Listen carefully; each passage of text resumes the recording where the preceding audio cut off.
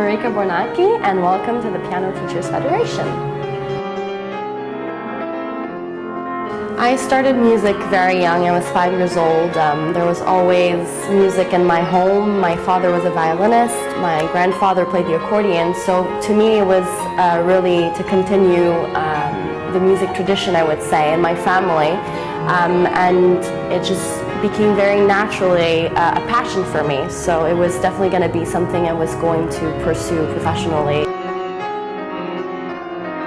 Of course, I'm a pianist, but it's become more and more important for me to teach because I find, first of all, that music can have such a positive effect on people around me, but I think it's also very important to give back. So I feel very lucky to have had great teachers, and I think that I have a lot of energy, and I want to share music, of course, in concert venues, but also on a more personal basis. And a way to do that, I think, is by teaching.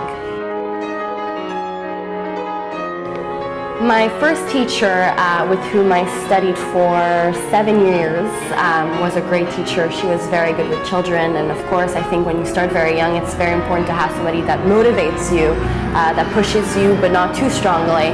After that I had also a wonderful teacher at Juilliard, Dr. Kaplinsky, who she helped me so much to figure out who I am, what kind of player I am, and helped me so much with my technique. Also, it's very interesting, these were 2 women, so just the influence of having that kind of very strong woman in my life was great, and that's also something that I want to bring to people. And then, of course, there's the whole being a classical musician in our world today is difficult because some say, that classical music is dying, and that, classical music is for old people and all that.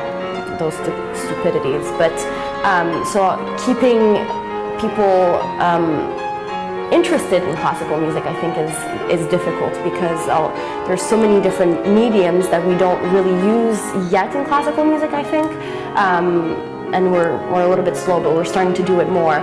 So just keeping it alive in our society, I think, has been something difficult, but that's something that's very interesting for me.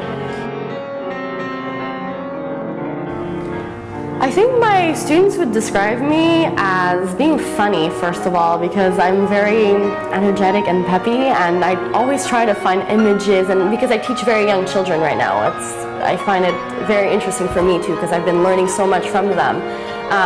But yeah, I always try to make jokes and try to make it fun to learn and fun to practice and rewarding.